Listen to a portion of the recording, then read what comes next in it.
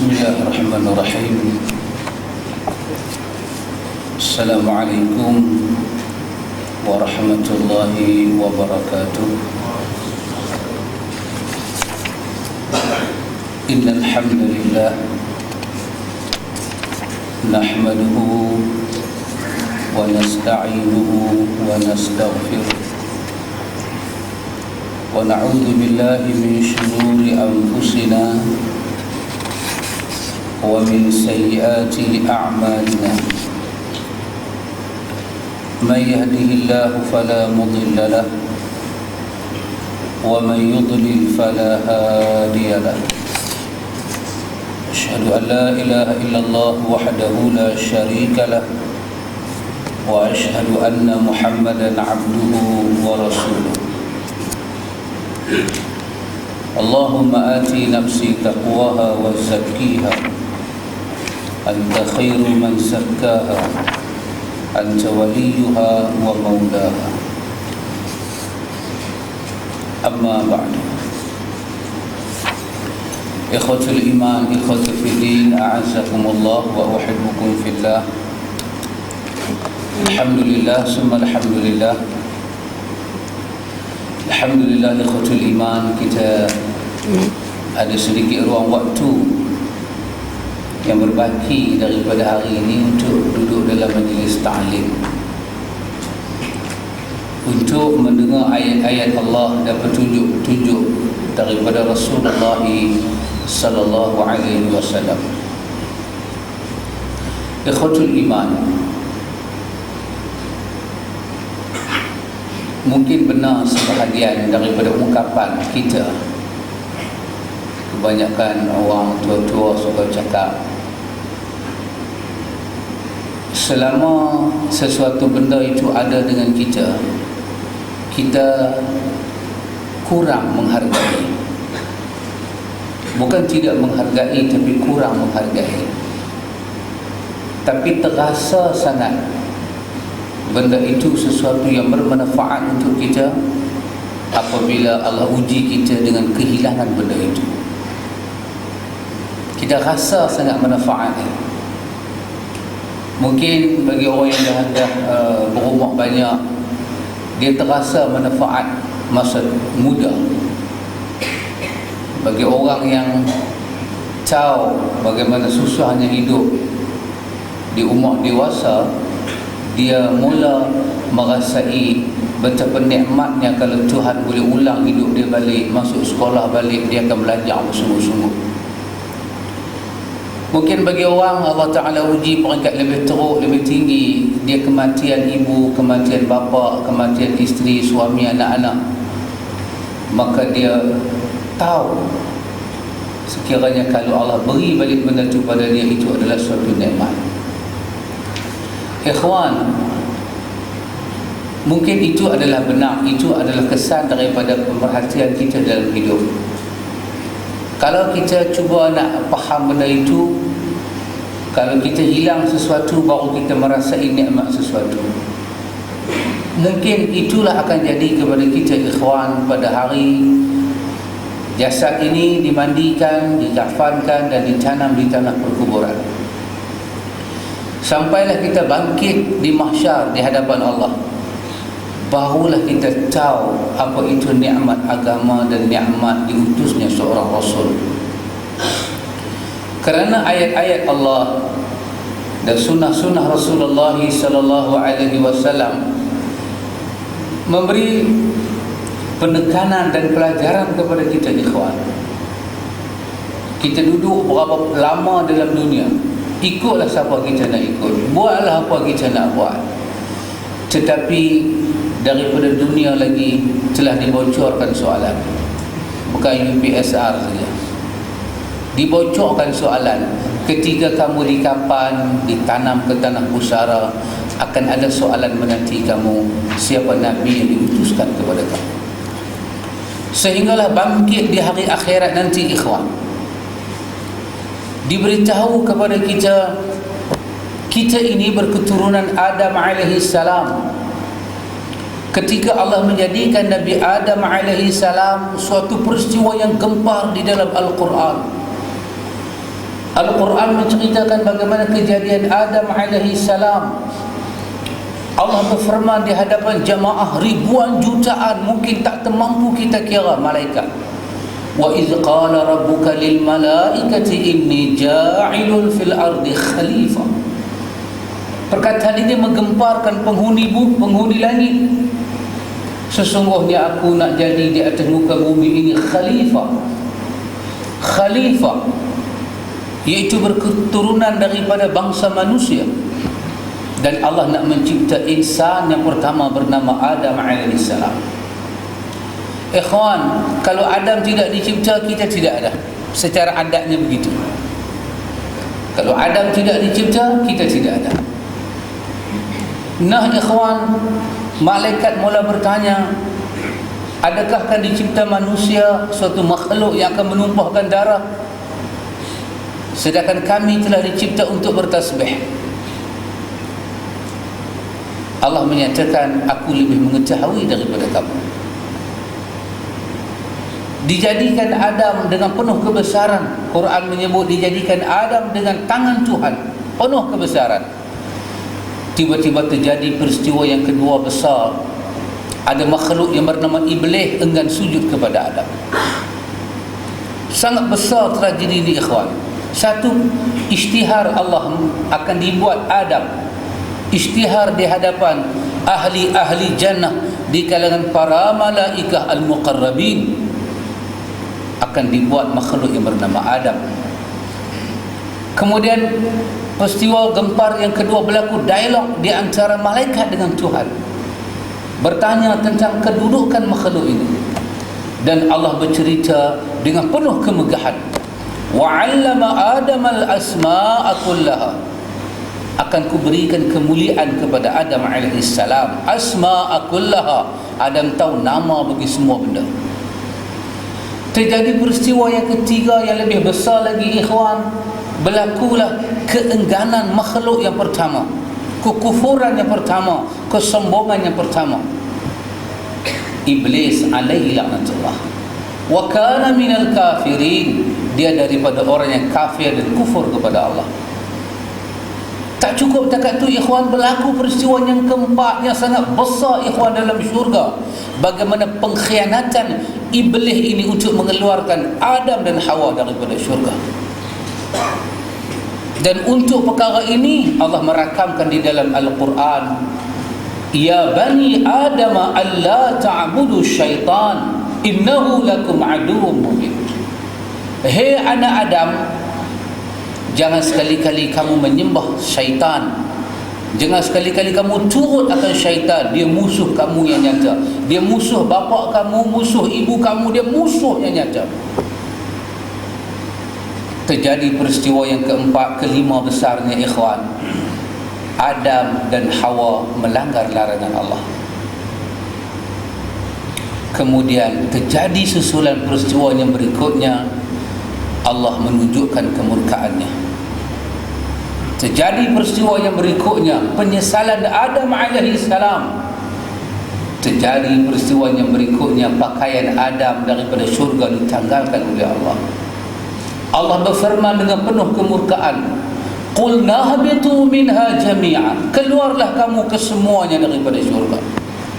Syurga dikosongkan daripada penghuninya di kalangan manusia dan iblis. Keluar.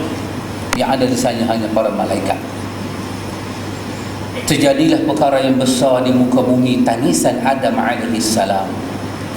Rabbana zalamna anfusana wa illam taghfir lana wa tarhamna lanakunanna minal khasirin. Ikhwan, sebelum Adam membaca doa ni, di atas muka bumi tidak ada orang berdoa kepada Allah. Tidak ada. Sebelum Adam membaca doa ini, adalah doa yang pertama dibaca di atas muka bumi. Yang doa ini adalah jami' dan mani', menghimpunkan seluruh keperluan Bani Adam. Dan doa ini sangat-sangat padat dengan apa yang diperlukan oleh anak Adam untuk beribadat kepada Tuhannya. Adam seorang-seorang mengaku, Rabbana zalamna anfusana, wahai Tuhan kami. Dia juga membaca doa mewakili isteri dia Hawa. wahai Tuhan kami, kami telah menzalimi akan diri kami. Kalau sekiranya Engkau tidak mengampuni dan merahmati kami, kami akan jadi orang yang paling rugi dunia dan akhirat. Dalam tafsir menyebut ketika Adam membaca doa ini, ikhwan, dibuka pintu langit ke-7.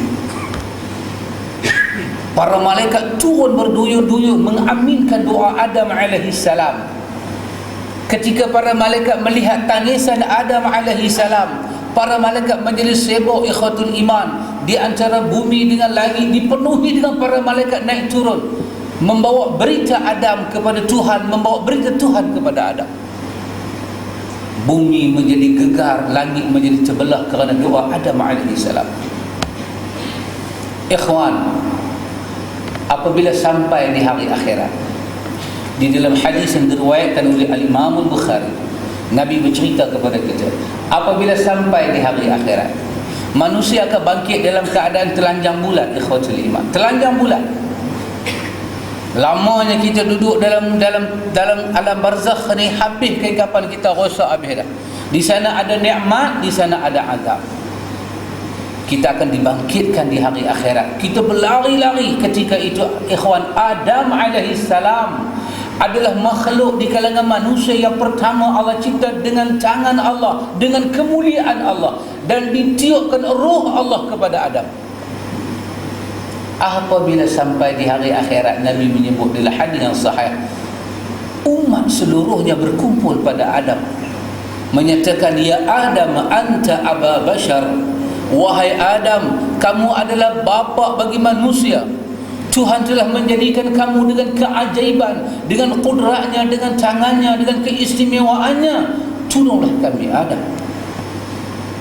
Nah ikhwan, ketika itu Adam yang hebat, makhluk yang pertama diciptakan oleh Allah, tidak boleh menolong kita. Adam tak boleh tolong. Sedangkan kalau tak ada Adam, tak ada kita, ikhwan. Quran bercerita tentang Adam, seluruhnya benda baik. Hatta ketelanjuran Adam makan pohon yang kita panggil pohon khuldi, diceritakan dalam surah Toha. Allah telah memberi kemaafan dan petunjuk kepada Adam. Quran menyebut kebaikan tentang Nabi Adam alaihi salam. Quran menyebut Allah menghiasi dengan perhiasan yang baik kepada Adam alaihi salam. Antum bayang, sampai di mahsyar, Adam berlepas tangan. Adam kata, aku tak boleh tolong kamu. Ikhwan, dan Adam mensarankan kepada manusia, izhabu ila Nuh. Mungkin Nuh boleh tolong kamu. Ini hadis Imam Bukhari dan Imam At-Tirmizi. Mungkin Nuh boleh tolong kau. Allah uji Nuh alaihi salam melihat kematian anak di hadapan mata. Dalam tafsir menyebut ketika banjir besar berlaku, Nuh alaihi salam nampak seorang ibu yang sedang pegang anak kecil dia, berlari naik ke bukit. Sa'awi ilal jabal ya'simuni minal ma'. Kami akan pergi ke bukit dan bukit akan menyelamatkan kami. Nuh alaihi salam nampak satu ibu yang baru melahirkan anak, pegang anak. Dia naik ke bukit. Tiba-tiba ayah naik sampai ke bukit, basah kaki ibu. Ibu ni kata, tak mungkin anak aku akan lemah. Dia menjulang anak dia naik ke atas. Tiba-tiba ibu ni tenggelam dengan anak dia. Hari ini kemurkaan Allah memuncak.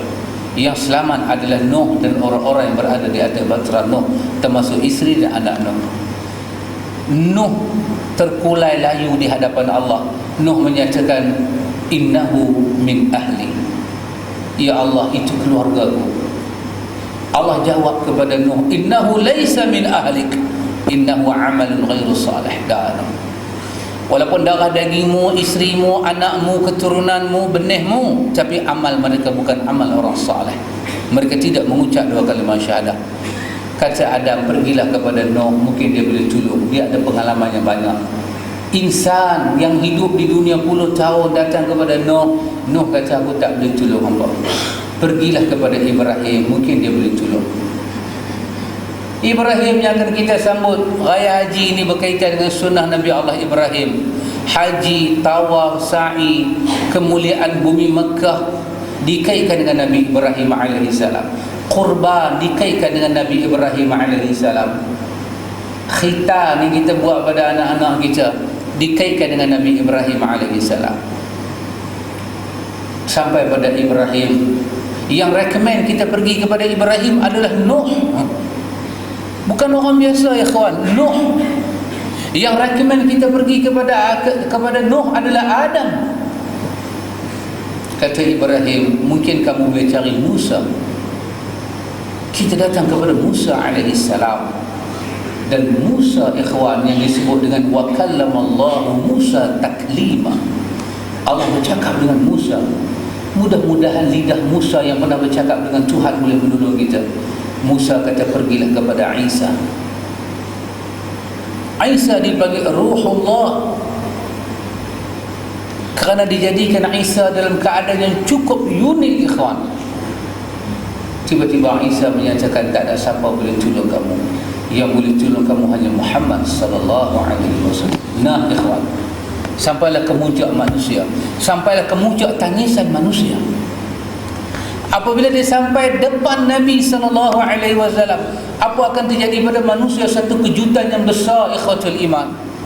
Manusia akan menyatakan, inikah Nabi yang diceritakan kepada aku tentang riwayat hidupnya, tentang sunnahnya di dunia? Inilah Nabi yang ketika hidup di dunia aku beri 1000 alasan untuk ikutnya. Tiba-tiba hanya dia seorang sahaja boleh tolong aku, dia mengajar. Kenapa aku begitu bodoh di dunia? Allah merakamkan tangisannya, sebab dan sedih dan duka cita ini dalam surah Al-Mulk. Law kunna nasma'u aw naqilu ma kunna fi ashabis sa'ir fa'tarafu bi dhanbihim fasuqan li ashabis sa'ir. Kenapa kami tak berfikir? Kenapa kami tak mendengar? Kami pernah mendengar dahulu ada seruan menyatakan ikutlah sunnah Nabi, belajarlah sunnah Nabi. Tapi kami pernah menjawab, kalau kami ikut sunnah Nabi, adat kami macam mana? Masyarakat kami macam mana? Bangsa kami macam mana? Undang-undang hidup kami macam mana? Kalaulah kami mau berfikir, seruan itu mengajak kami kepada sunnah Nabi kami. Kalau kami dengar dan kami berfikir, tentu kami tidak akan menempah tempat celaka ini, iaitu neraka saya. Tapi hari itu hari apa ikhwan? Hari seperti orang tua-tua kata tadi, kita dah kehilangan. Semasa kita hidup ikhwatul iman, kita ada segala-gala. Kita ada kekuatan, kita ada pemikiran, kita ada segala-gala ikhwatul iman.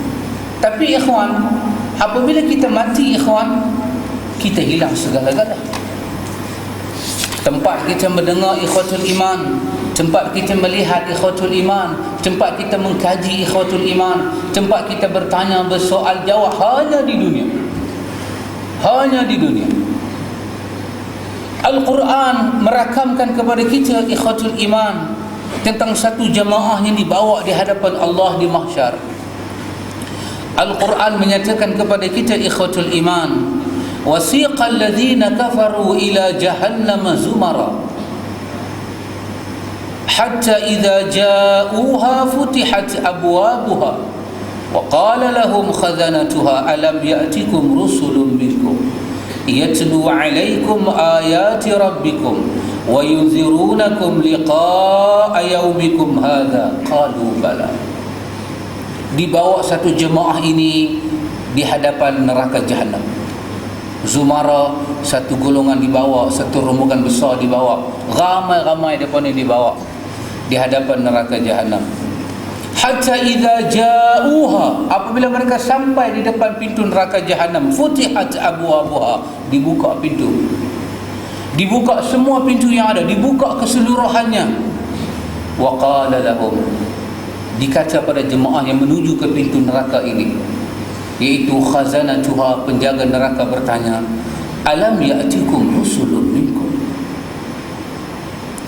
kamu ni sampai ke sini tak pernah dengar ke kisah pasal Rasul? Alam ya'tikum rusulun minkum, kamu tak pernah dengar ke ada Rasul? Yatlu alaikum ayati rabbikum, yang Rasul itu datang membacakan ayat-ayat Tuhanmu. Wa yunzirunakum liqa'a yaumikum hadza, dan Rasul itu bagi ingat tentang perhitungan hari ini. Apa kita punya syahid di sini ikhwan, kesaksian kita? Iaitu malaikat bertanya, berapa puluh tahun kamu hidup tak pernah dengar ke hal Nabi kamu, tak pernah tahu ke sunnah Nabi kamu, tak pernah dengar ke hidup ni ada pantang larang. Yang pantang larang ini bukan berkaitan dengan bangsa, bukan berkaitan dengan adat, bukan berkaitan dengan negeri yang kamu hidup, tapi berkaitan dengan Rasul. Kamu umat Nabi mana? Takkanlah kamu tidak ada Nabi? Kamu umat Bani Israel kah? Umat Musa kah? Umat Isa kah? Kamu hidup zaman Adam kah? Zaman Nuh kah? Zaman Ibrahim kah? Kamu hidup zaman mana? Mesti ada satu tempoh masa hidup. Adakah selama tempoh masa itu tak sampai ke telinga kamu siapa dia Nabi, siapa dia Rasul, apa perjalanan hidup Nabi, apa perjalanan hidup Nabi, Rasul, apa risalahnya, apa syariatnya? Alam ya'tikum rusulun minkum? Kamu tak pernah dengar ke benda ini? Tiba-tiba orang yang di situ menyatakan, qalu bala, sebenarnya kami dengar, tapi kami kurang percaya. Bala bermakna dengar, tapi dia nak menafikan sesuatu. Kami dengar, datang, ada dengar orang menyampaikan risalah kembali pada sunnah Rasul, tapi kami rasa tak pentinglah. Kami rasa kalau kami kembali pada sunnah Nabi pun tak adalah membantu hidup kami sangat. Sebenar-benarnya kami tak tahu kata ini akhirat ini yang boleh tolong kami hanya Rasul yang kami tak percaya itu. Kami sangkakan kedudukan kami sangkakan harta kami sangkakan pengaruh kami sangkakan bahawa kami ikut si fulan, kami ikut si fulana, dia boleh menolong kami. Kerana dia juga bercakap tentang Rasul, dia juga bercakap tentang sunnah Nabi. Tapi masalah kami tak guna otak elok-elok buat perbandingan yang mana yang lebih benar menyampaikan risalah. Kami tak mau fikir. Bala, ya kami dengar. Kata malaikat, walakin haqqat kalimatul azab. Buat apalah kamu menyesal sekarang ini? Telah ditentukan kalimah azab untuk orang-orang yang menolak risalah itu. Tiba-tiba ketika mereka ni diazab, nak dimasuk ke pintu neraka ini, tiba-tiba Allah bercerita, wasiq qila dakhulu abwaab jahannam, dikatakan kepada orang ini, masuklah kamu, semua pintu neraka dibuka pada kamu, masuklah kamu, dan tak payah aku ceritalah kepada kamu apa akan kamu terima di dalam itu. Kamu tengok, kamu dah tahu kesengsaraan dan azab. Tiba-tiba Allah kata, wasiqal ladzina taqaw rabbahum ila al-jannati zumara. Tiba-tiba ke sebelah kanan sana dibawa satu rombongan ke pintu syurga. Siapa mereka? Orang-orang yang takwa. Siapa mereka? Orang-orang yang percaya pada Rasul, orang-orang yang percaya pada kitab Allah. Hatta ja'uha, sehingga dibuka pintu syurga di hujung sana. Wa qala lahum khazanatuha, penjaga pintu syurga berkata pada orang yang bertakwa ini, salamun alaikum tibtum fadkhuluha khalidin. Inilah orang yang bertakwa, yang mempercayai ajaran Rasulnya, masuklah kamu, salamun alaikum, salamu alaikum, malaikat bagi salam, masuklah kamu dan kekallah di dalam syurga. Ahli syurga menyatakan, alhamdulillah, segala puji bagi Allah. Nah ikhatul iman, sekarang ini telah berlaku hisab. Sekarang ini telah dikapan mayat si fulan. Apa penyesalannya? Ketika di dunia itu, mungkin kita tak pernah panggil Nabi Muhammad dengan nama Datuk Seri, Tan Sri, Tun Muhammad Rasulullah. Tak pernah. Itu adalah gelaran yang paling tinggi dalam dunia. Dalam dunia Melayu lah. Dalam dunia Malaysia ni, bila kata Tun, dua saja. Imam Tun Tombak, Imam Tun yang mendapat nama besar-besar, orang besar-besar lah. Dia buat pencen-pencen, orang panggil Tun. Tun ni kira besar lah.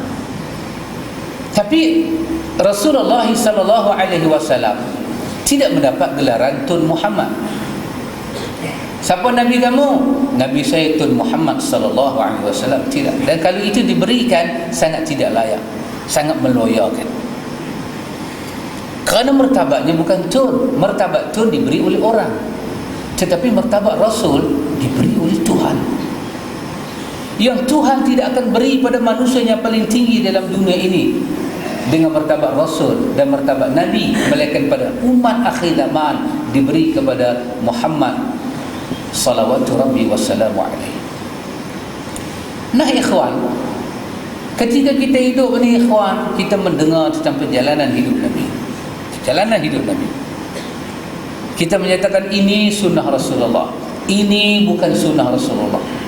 Kita kena membujuk jiwa kita ikhwan, supaya jiwa kita ni kuat, supaya Allah mengarahkan hati pemikiran kita untuk belajar dan ambil tahu, menghabiskan sedikit masa, tenaga kita, apa itu sunnah Rasulullah.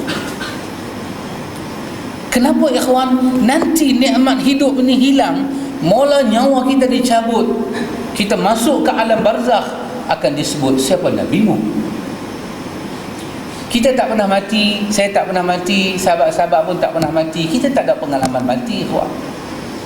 Tapi apa yang kita tahu, orang yang mati tak boleh kembali ke dunia. Tak boleh. Kalau ayah kita mati pukul 11 pagi, kita tanam pukul 2 petang, tiba-tiba pukul 4 petang ayah kita balik, kita tak akan panggil dia ayah, kita akan panggil dia hantu. Ayah dia kata, son, I'm your father. Kita kata, no way man, you are ghost. Dia kata, no son, I'm your father, you're my son. Demi Allah ikhwan, demi Allah ikhwan, tak ada orang akan terima. Kerana manusia kalau balik daripada mati, nama dia hantu. Tidak ada sejarah ikhwan insan kembali setelah insan diberi peluang untuk mendengar, untuk menghayati, untuk mengkaji. Insan diberi peluang untuk memiliki segala-gala, tiba-tiba dia tidak memiliki khazanah yang Allah berikan kepada Rasulnya. Apabila hari matinya, dia hilang segala-galanya. Mungkin itulah hari tangisan mayat. Mungkin lebih panjang lagi dia akan berjalan ke mahsyar, barulah dia akan tahu kemuliaan-kemuliaan yang Allah berikan kepada Rasul ini, yang tak pernah Allah berikan kepada orang lain. Ketika itu mungkin kita akan memahami beberapa ayat Al-Quran yang dahulunya kita dengar di dunia, kita kurang memahami ikhwan. Kita pernah dengar ayat wa ma arsalnaka illa rahmatan lil alamin. Ketika kita mati, kita baru faham ayat ini ikhwan. Tidaklah aku utuskan kamu Muhammad melainkan rahmat untuk sekalian alam. Sekarang ini apa makna rahmat ikhwatul iman? Iyalah, kita kata benarlah apa yang awak cakap tu sunnah Nabi, tapi saya ni orang Melayu. Bukan saya ni lah, saya bukan orang Melayu, saya di sana lah, cuma pinjam ganti nama saja. Saya di sini mama. Iyalah, saya ini orang Melayu, bagaimana saya nak ikut sunnah Nabi? Apa orang lain kata dengan saya? Saya ni orang Melayu, saya ada adat, ada kesopanan, ada kesusilaan. Saya kena hormat bangsa saya ada adat. Betul yang awak cakap tu sunnah, tapi saya nak ikut macam mana? Saya orang Melayu.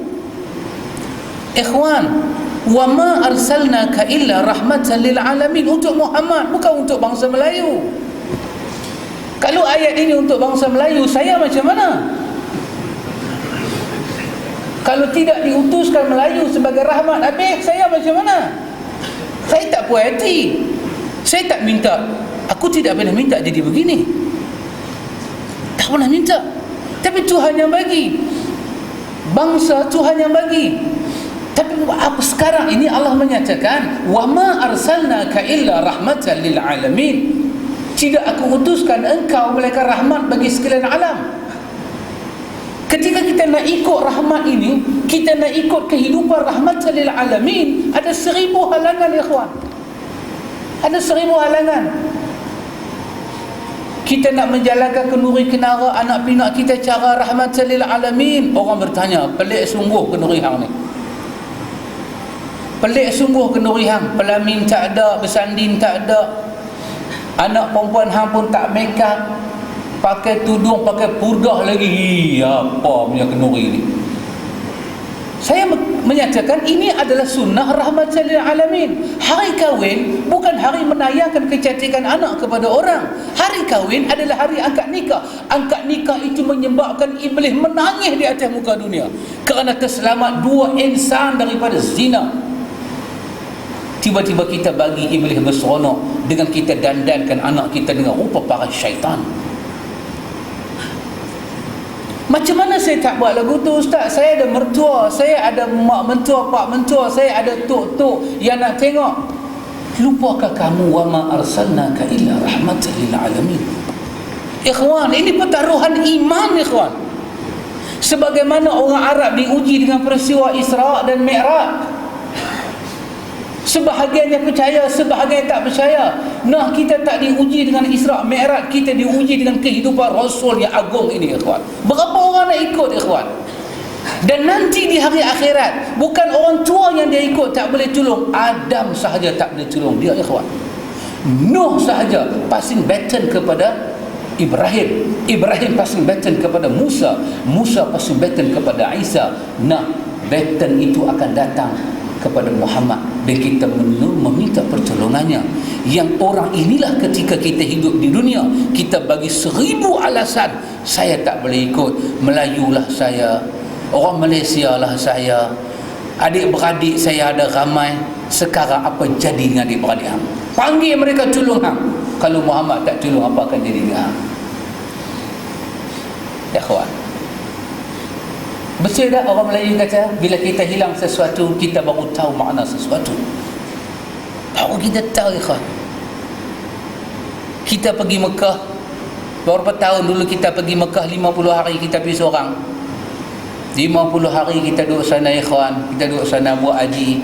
Dah habis dah haji, beberapa minggu lagi kita nak balik. Kita mula teringat isteri, teringat cucu, teringat kambing, lembu. Rasa macam lembu tu duduk senyum kat kita. Rindu kita kat lembu kita. Belum mati, kan? Kita berpisah, kita bekerja tempat lain, raya tak boleh balik. Kita dengar apabila takbir raya bergema, suara takbir bergema di malam raya, menitih air mata kita, ikhwan, tak boleh balik. Siapa yang kita rindukan? Mak kita, ayah kita. Orang yang kerja tentera kena berjuang, kena menjaga sempadan-sempadan perbatasan negara ini. Raya tak boleh balik. Bila bergema takbir raya dalam hutan, pasang radio, dia menangis. Nah, ikhwan, ini bukan hari raya, ini hari mahsyar. Kamu tidak berpakaian, akan dihisab manusia. Yuhsyarun nasu yaumal qiyamah hufatan uratan ghurlan kama khuliqu. Akan dihimpun manusia dalam keadaan tidak berkasut, tidak berkhitan, tidak berpakaian, sebiji macam mana dia dilahirkan dahulu. Mencari pertolongan, mencari pertolongan. Ikhwan, kita dengar khutbah menyatakan kembalilah kepada sunnah Nabi, kembalilah kepada kehidupan Nabi. Kita ada isteri, kita ada anak, kita ada menantu. Ketika kita mencadangkan kepada anak perempuan kita, berpakaianlah kamu seperti insan yang paling mulia di dunia ini, iaitu isteri dan anak-anak Rasulullah. Mereka adalah wanita yang agung di sisi Allah. Khadijah adalah wanita yang agung. Kita kata pada anak perempuan kita, nak, Khadijah telah sampai ke syurga. Dia bukan seorang Rasul, tetapi dia isteri kepada seorang Rasul. Khadijah tidak maksum, tetapi dia isteri kepada seorang Rasul yang maksum. Dia percaya suami dia, dia beriman dengan suami dia. Akhirnya Imam Al-Qurtubi meriwayatkan riwayat ketika menafsirkan surah At-Tahrim, ketika Khadijah nazak menghadapi sakaratil maut, kerana percayanya kepada nabinya, dia buat semua yang Nabi dia suruh. Ketika Khadijah nazak menghadapi sakaratul maut, Imam Qurtubi bawa riwayat ini di bawah surah Tahrim. Kata Nabi, Khadijah, sampaikan salam aku kepada Asiyah kepada Asiyah bin Muzahim. Sampaikan salam aku kepada Halimah ataupun Kalimah. Sampaikan kepada salam aku kepada Maryam binti Imran. Khadijah bertanya, ya Rasulullah, dengan suaranya yang lunak, yang rendah, dia bertanya, ya Rasulullah, saya tak kenal dia, Pak, dan di mana saya nak cari dia, Pak? Apa jawab Nabi pada Khadijah? Khadijah, mereka sedang tunggu kamu di dalam syurga. Sampaikan salamku kepada mereka. Ikhwan, kita berkata kepada isteri kita, isteri abang, berpakaianlah kamu seperti mana Khadijah binti Khuwailid. Beribadatlah kamu kepada Allah seperti Khadijah. Khadijah bukan Rasul, Khadijah bukan wali, dia insan biasa. Ia percaya kepada Rasul yang diutuskan. Dia korbankan jiwanya, kekayaannya dan kehidupannya untuk membuktikan dia beriman kepada Allah. Nah, sekarang dia sampai ke syurga. Apa lebihnya hidup dengan berpakaian tidak menutup aurat? Nah, apa dia boleh sumbang kamu? Kemuliaan apakah yang dia boleh bagi kepada kamu? Nah, berpakailah kamu seperti mana Fatimah binti Rasulullah, anak Nabi sallallahu alaihi wasallam. Nah, berpakaian seperti Maryam, ibu kepada Isa alaihi salam. Ketika kita mendidik anak kita seperti ini, ikhwan, tiba-tiba orang kata kepada kita, saudara, ini bukan zaman dulu, ini zaman lah. Bagilah anak kamu pakai apa dia nak, bebaskan dia daripada kongkongan. Jangan kamu didik anak kamu dengan budaya Arab. Ikhwan, kita kena ingat, wa ma arsalnaka illa rahmatan lil alamin. Kemana kita akan bawa diri anak-anak dan keluarga di hari akhirat nanti? Di hadapan orang yang mencadangkan kita tinggal sunnah Nabi, kemana kita akan pertaruhkan keluarga kita yang Quran katakan, ku anfusakum wa ahlikum nara. Selamatkanlah diri kamu dan anak-anak kamu. Quran kata selamatkanlah diri kamu dan anak-anak kamu. Sekarang kita dengar cakap orang tak selamat dan kita tinggalkan jalan yang selamat. Nah, hari ini kita berhadapan di hadapan Allah. Kita akan pusing ke kanan, kita akan pusing ke kiri, ikhwatul iman. Apa yang akan terjadi kepada kita, ikhwan, ketika kita pusing kanan, kita pusing kiri? Al-Quran merakamkan dalam surah Al-Ahzab. Al-Quran merakamkan. Ada satu doa yang akan kita baca. Ada satu doa yang akan kita baca dalam surah Al-Ahzab dan dalam surah Al-Furqan, dan ada sedikit dalam surah Al-Baqarah. Merakamkan peristiwa yang hampir sama tapi dengan nada yang berbeza-beza. Kata Al-Quran, Quran menyatakan kepada kita, orang-orang ini, yauma tuqallabu wujuhuhum finnar, telah sampai masa dia, kami akan suruh malaikat pegang muka mereka dan sembam ke dalam api yang menyala-nyala. Dikatakan kepada mereka, ya laitana ata'na Allah wa ata'na Rasul. Ketika malaikat pegang muka mereka, di sini ada otak dan pemikiran. Malaikat nak seperti mana orang panggang ayam di atas besi, nak letak di atas neraka. Yaquluna, ketika itu mereka menjerit dan mereka menyatakan, ya laitana, celakalah kami hari ini, ata'na Allah wa ata'na Rasul, kalaulah kami mentaati Allah dan Rasul lebih dari segala-galanya. Ya laitana, celakalah kami hari ini, kalaulah kami mentaati Allah dan Rasul lebih dari segala-galanya. Wa qalu rabbana, mereka berkata, wahai Tuhan kami, inna ata'na sadatana wa kubara'ana fa'adalluna sabila. Tuhan kami telah ikut orang itu, dia orang besar. Tuhan kami ikut dia ada pengaruh pada kami. Tak sangka dia menyebabkan kami tersesat daripada jalan-Mu, wahai Tuhan kami. Rabbana atihim di'afaini minal azab wal'anhum la'nan kabira. Ya Allah, berilah kepada orang yang menyebabkan kami tak dapat syafaat di hari akhirat ini 2 kali ganda azab, dan kau laknatlah dia dengan laknat yang besar, wahai Tuhan kami. Tapi ikhwan, ini bukan dunia untuk berdoa. Ini mahsyar. Apa yang kau nak sesalkan? Kau makanlah hasil pencarian kau. Ikhwan, siapa akan beri syafaat kepada kita? Rasulullah sallallahu rabbi wa salamu alaihi, baginda. Nah ikhwan, sekarang ini kita berpeluang membaca riwayatnya dan sirahnya. Allah rezekikan kita wang, kesihatan, kita boleh korban sedikit duit membaca sirah-sirahnya, belajar hadis-hadisnya. Di sana, di kedai-kedai buku, di toko-toko buku, banyak sahih-sahih Bukhari yang menghiburkan sunnah Nabi, daripada akidah kepada ilmu, kepada ibadah, sampailah kepada perjuangannya dan matinya. Tinggal ke atas kita, ikhwan, nak berbuat sesuatu ataupun tidak. Kalau kita boleh bayar tiap-tiap bulan duit kereta 600, 1000, 2000 sebulan, salahkah kita beli hanya sekali dalam umur kita suatu buku yang menceritakan sunnah Nabi?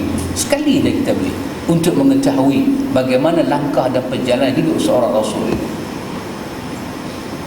Ikhwatul iman, karena itu ikhwan, masa yang berjalan ini, sampailah kita mati bertemu Allah Jalla wa'ala, kita akan menyesal. Antum tengok di dalam ini bulan apa ini? Ini sekarang Zulqa'dah.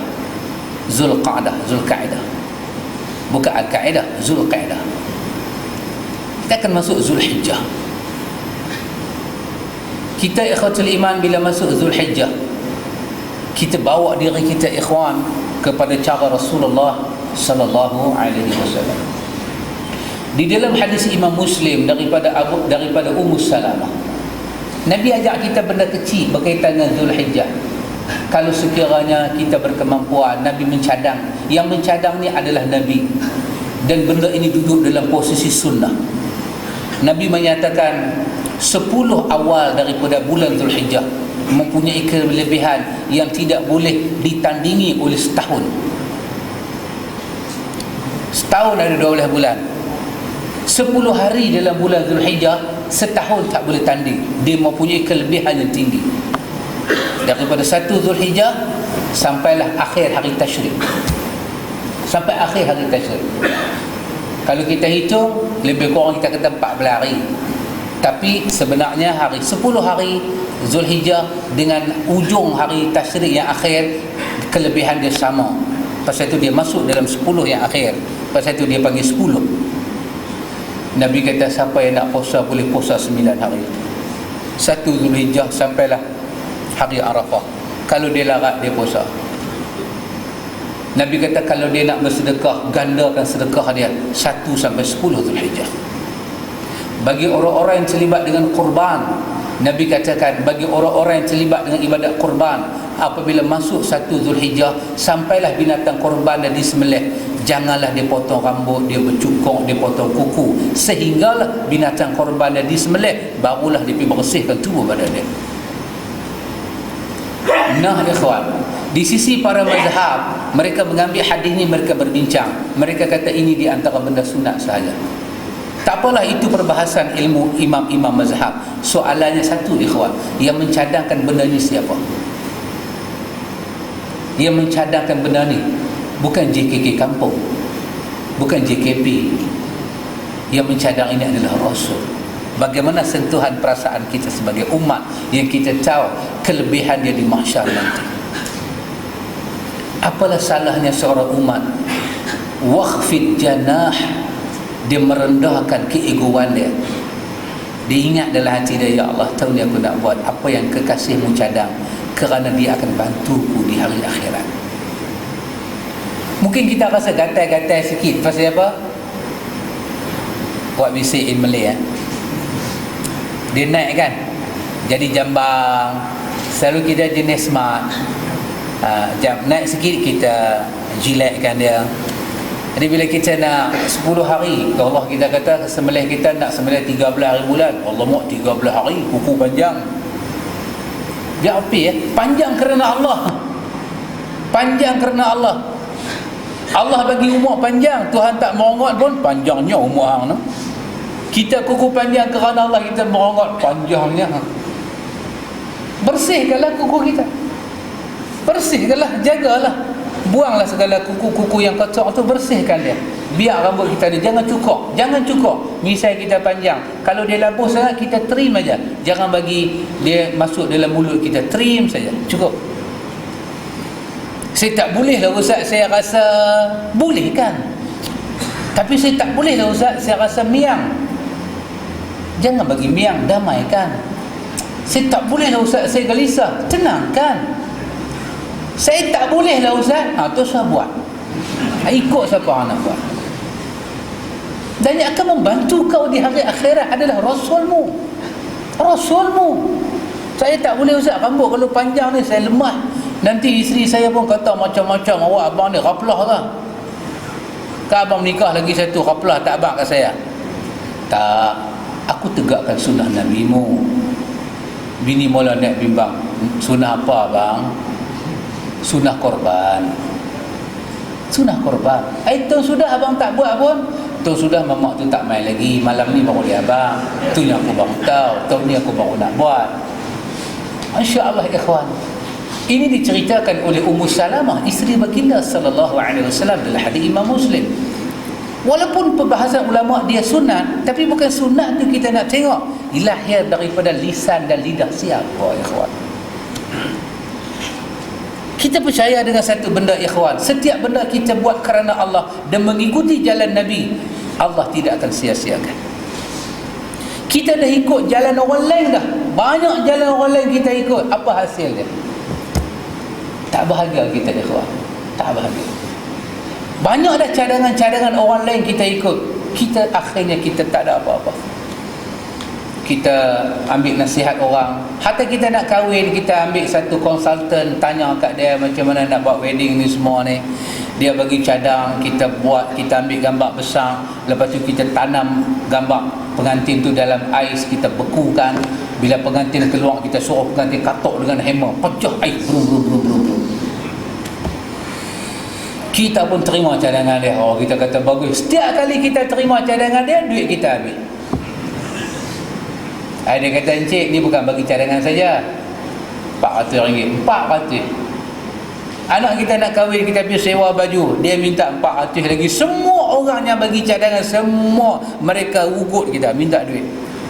Satu orang yang bagi cadangan, dia tak minta duit, tapi Allah akan bagi ganjaran yang besar dalam hidup kita dunia dan akhirat. Rasulullah sallallahu alaihi wasallam, sunnah Rasulullah. Apa salahnya kita buat? Dan korban ni mainnya bila ikhwan, mainnya berapa setahun sekali. Masya Allah. Dia bukan main tiap-tiap bulan. Kalau main tiap-tiap bulan, lembu pun lari. Dia main setahun sekali. Masya Allah. Dalam peristiwa korban ini ikhwan, nanti para ulama fiqh berbincang. Korban bermula pada hari ke-10 Zulhijjah. Bermula saatnya selepas daripada salat raya. Lepas subuh kita pergi sembelih, tak jadi korban.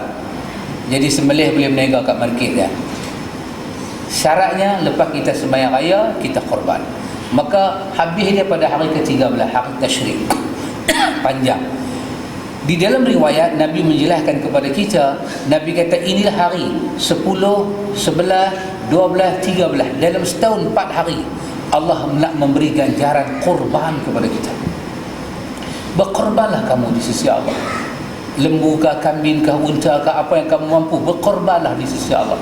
Satu keluarga beli sekong kambing untuk satu keluarga, satu bumbu rumah, berkorbanlah dengan sekong kambing.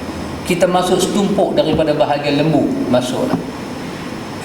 Para ulama fiqh berbincang, boleh ke tak boleh? Ada orang 7 bahagian lembu tu, ada 5 orang buat korban, ada 2 orang nak buat kekah. Para ulama fiqh kata boleh, harus, tidak ada masalah. Tak ada masalah kata ulama fiqh. Sebab semelih binatang itu sah bukan dengan niat kita, tapi dengan tajamnya pisau kena tengkok dia, dia lena habis. Tak payah kita tanya hang niat apa. Dia ni kata saya niat satu tumpuk ni bukan korban pun, saya nak ambil, saya nak buat racun, nak bagi lagi saya makan, mampu hawa sikit orang tua ni. Kau buatlah apa yang kau nak buat. Janji lembu tu 7 panggung selesai. Tetapi Nabi SAW mencadangkan kepada kita 4 hari korban ni jangan buat apa-apa melainkan hanya korban.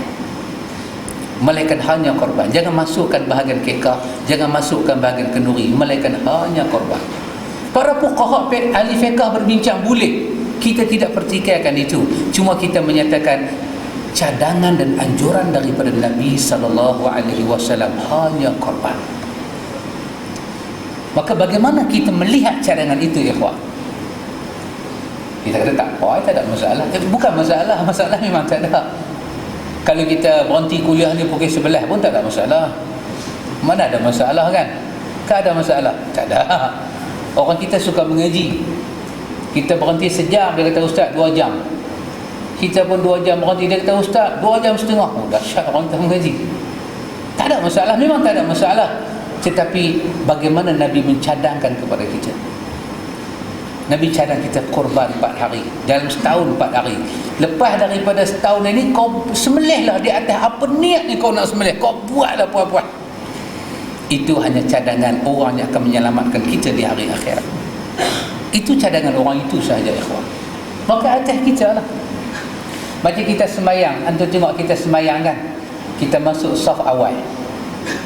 Nanti kalau kita pergi ke tempat-tempat lain, seperti kita pergi ke Pasir Dua Butir, Pasir Berdengung, di sana banyak masjid, kita masuk sembahyang. Bila nak memenuhi ruang yang depan ni, ramai orang tu buat tangan lagu tu. Tapi pi. Kita kata kat dia, tuan pi lah. Dia kata kat kita, tuan pi lah. Dia suruh kita pi, kita suruh dia pi. Siapa pun tak pi. Tak apalah, di sisi pelajaran kita ini, duduk saf pertama ni sunat saja. Tetapi apa cadangan Rasulullah? Kata baginda, kalau perlu mengundi untuk saf depan, kau undilah, duduklah saf depan. Itu cadangan Nabi. Bagaimana kita menerima itu, ikhwan? Dan orang ini, Allah dan malaikat berselawat kepadanya. Orang ini, Allah dan malaikat berselawat kepadanya. Dia cadang kepada kita. Dia cadang kepada kita. Bagaimana kita menerima cadangan itu? Di sisi para fuqaha, mereka berbincang. Tapi kita melihat orang yang sangat hebat ini, ikhwan, kedudukannya begitu tinggi, dia mula memberi sesuatu pelajaran kepada kita. Bagaimana kita menerima dia, ikhwan? Bagaimana kita menerima dia? Subhanallah, ikhwatul iman. Subhanallah. Atas kita lah, ikhwan. Benarlah orang tua-tua menyatakan, selagi benda tu ada, kadang-kadang kita kurang menghargai. Ni kita ada peluang belajar sunnah Nabi, kita kurang. Esok kita mati, kita menangis. Orang tua-tua kata menangis ni air mata darah masa tua. Kita menangis ni sampai yang keluar tu bukan air, tapi darah yang keluar, kita sanggup menangis. Dalam hadis riwayat daripada Al-Hakim An-Naisaburi dalam kitab dia Al-Mustadrak, menceritakan tangisan ahli neraka. Dalam bab tentang Abwabun Nar, bab tentang ahli neraka, dia bercerita tentang tangisan ahli neraka yang menyesal kerana mereka tidak ikut Allah dan Rasul. Kata Imam Al-Hakim dalam riwayat itu, Nabi menyebut air mata ahli neraka ni, kalau kita letak satu bahtera tu boleh terapung-apung. Macam mana dia menangis tak tahu, ikhwan. Kapal boleh berlabuh atas air mata dia. Dan neraka ni bukan besar Malaysia, dia lebih besar daripada dunia. Halim talati hal min mazid.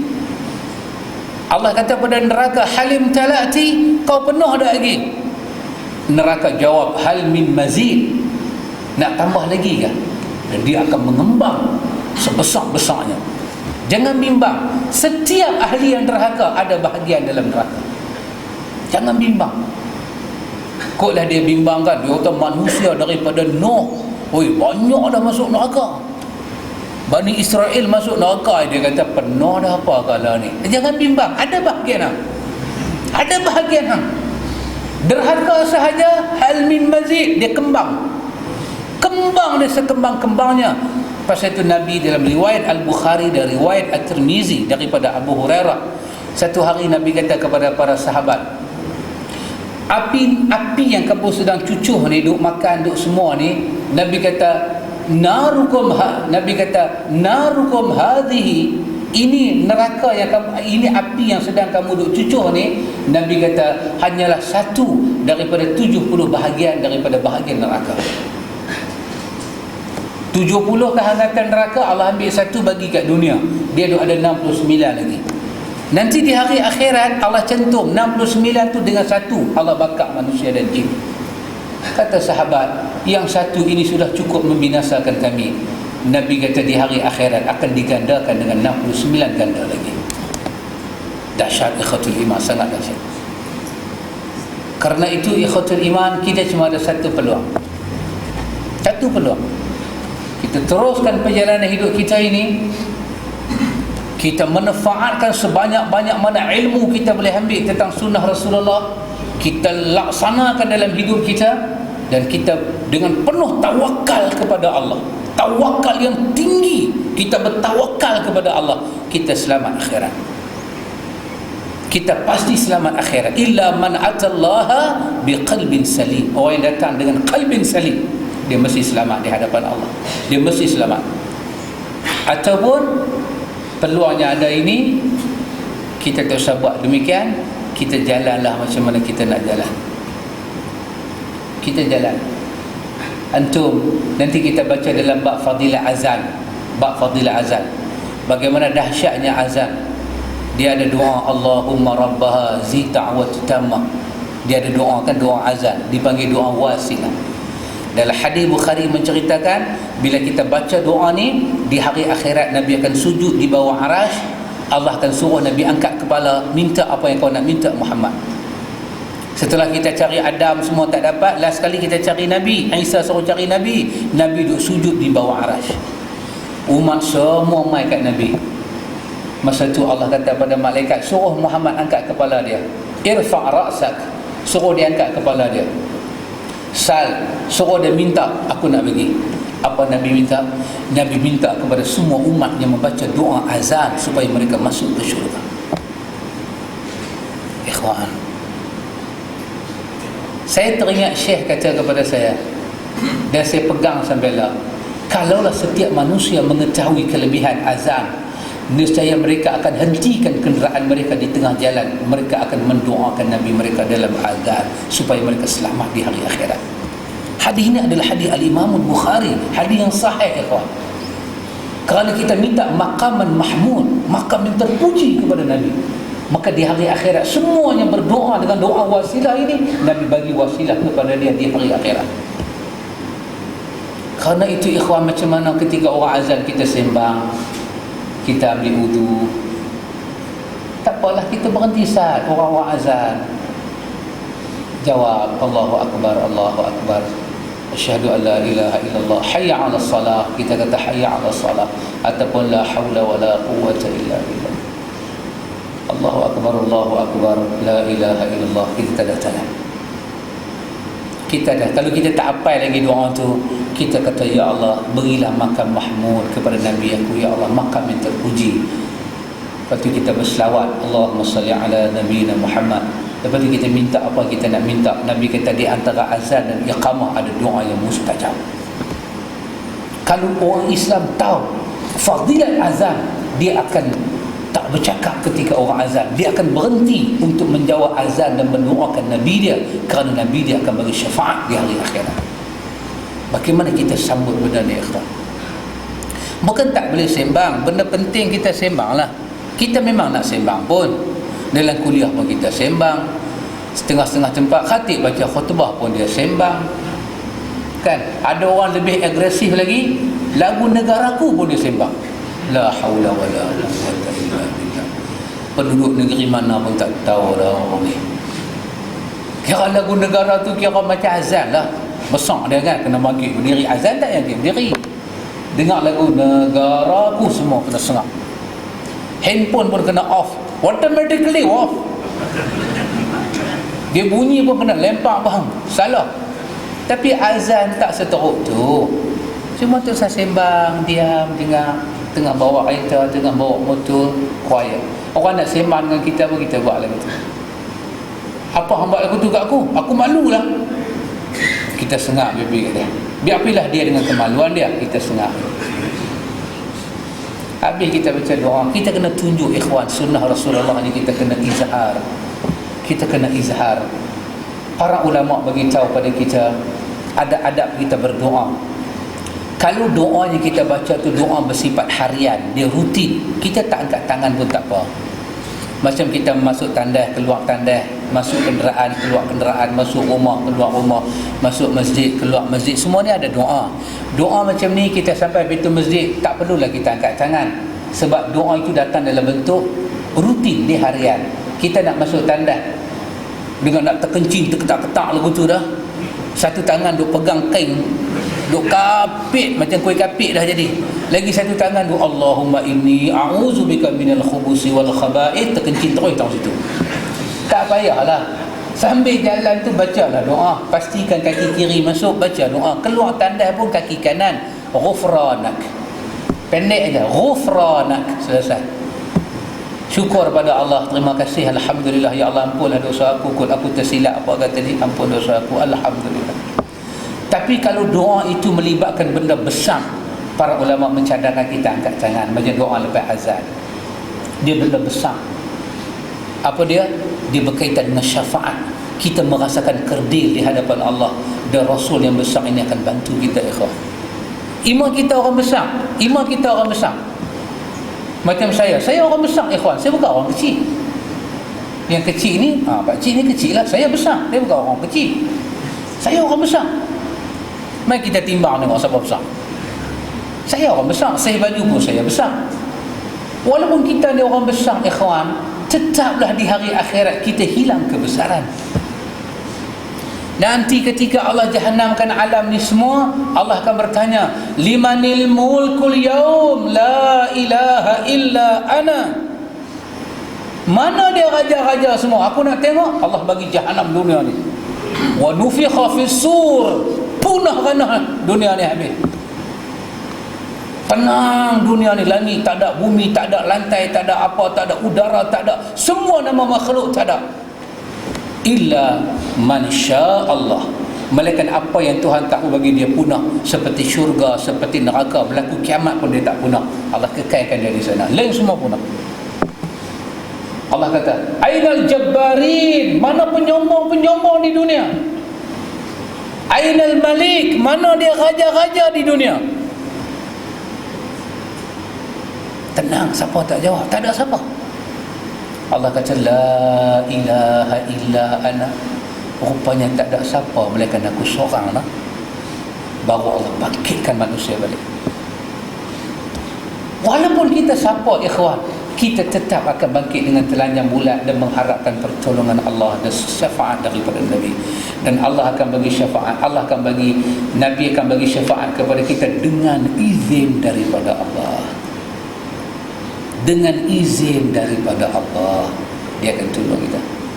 Pasal itu, ikhwan, jaga doa azan itu, jaga baik-baik, ikhwan. Kita ambil wuduk, ikhwan, kita ambil wuduk, bismillahirrahmanirrahim, kita ambil wuduk, kita menghayati wuduk kita, kita hayati elok-elok, kita basuh tangan, semua ni kita ingat, ya Allah, sebaik mungkin aku ambil wuduk seperti sunnah Nabi-Mu, ya Allah. Nabi ni, Allah punya sayang kat Nabi sampai semua gerak-geri kita kena macam orang tu.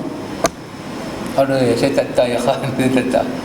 Kalau antum sayang dengan satu orang, antum akan kata kepada anak antum, ayah nak abang belajar betul-betul macam dia. Kita sayang ke orang tu.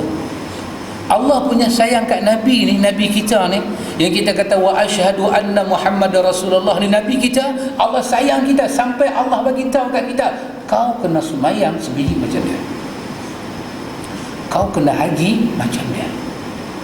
Kalau kau berani datang kepada aku dengan haji tapi bukan macam dia, fa huwa raddun, aku tolak dunia lagi, bukan, tak payah tunggu akhirat. Punya sayang sampai macam tu. Punya sayang Allah pada Nabi sampai Allah kata, kalau kau mencintai Allah, kau kena ikut Muhammad. Nanti dengan kau ikut Muhammad, baru aku sayang kau dan baru aku ampun dosa kau. Ikhwan, pasal itu kita kena bertanya, apa yang kita buat ni sama ke tidak? Kita kena mengkaji. Orang putih kata kita kena buat post-mortem. Bukan nak potong mayat tu, itu post-mortem juga. Ni post-mortem ibadat kita ni, akhlak kita, kehidupan kita sama tak dengan Nabi? Kerana yang tak sama tu mardud, ditolak. Yang sama sahaja akan diberi pahala. Nanti kita melihat surah Al-Baqarah ayat ke-112. Lagi dahsyat ayat itu. Bala man aslama wajhahu lillahi wa huwa muhsin. Bala man aslama wajhahu lillahi wa huwa muhsinun falahu ajruhu 'inda rabbih wala khaufun 'alaihim wala hum yahzanun. Sekarang ni terjemahan tafsir daripada Arab ke Melayu banyak ada pasaran, ikhwan. Ibnu Katsir ada terjemahan Melayu, Tabari ada terjemahan Melayu, Qurtubi ada terjemahan Melayu, Adwaul Bayan Muhammad Amin Syanqiti menafsirkan Quran daripada Arab diterjemah Melayu. Hamka pun ada, Syed Qutb di bawah naungan Al-Quran pun ada. Antum cuba ke situ, cuba tengok di bawah ayat 112 ni apa mereka tafsir. Daripada Ibnu Katsir, Qurtubi, Tabari, Adwaul Bayan, sampailah Profesor Hamka, sampailah Syed Qutb. Antum tengok perkataan mereka adalah sama walaupun zaman mereka tidak sama. Apa mereka terjemah? Bala man aslama wajhahu lillahi wa huwa muhsin. Bahkan sesiapa yang menyerah diri dia bulat kepada Allah, dia ikhlas, dan di dalam dia ikhlas itu dia melakukan ibadat seperti orang yang muhsin. Muhsin ni siapa dia? Orang yang paling terbaik. Daripada Ibnu Katsir sampai semua tafsir menafsirkan muhsin pada ayat itu adalah Nabi Muhammad. Sesiapa yang beribadat dengan ikhlas kepada Allah dan buat ibadat yang terbaik macam Nabi Muhammad, falahu ajruhu. Ketika dia buat ibadat, di sisi Tuhannya telah ada nokta pahala. Kerana dia buat kerana Tuhannya dan mengikut orang yang paling Tuhannya kasih di muka dunia ini. La khaufun alaihim wa la hum yahzanun. Hambaku, kau tak perlu takut dan tak perlu sedih. Aku tak mungkir janji kerana kau sedang ikut orang yang paling aku cintai. Nah, pahala aku serahkan kepadamu. Masuklah ke dalam syurgaku. Ikhwatul iman, ini yang kita motivasikan diri kita, ikhwan. Demi Allah, kalau kita menghayati Al-Quran, kita tak akan jumpa apa-apa ayat dalam Quran ya Allah mengarahkan kita ikut manusia. Melainkan hanya satu saja manusia Allah arah kita ikut, iaitu Nabi Muhammad.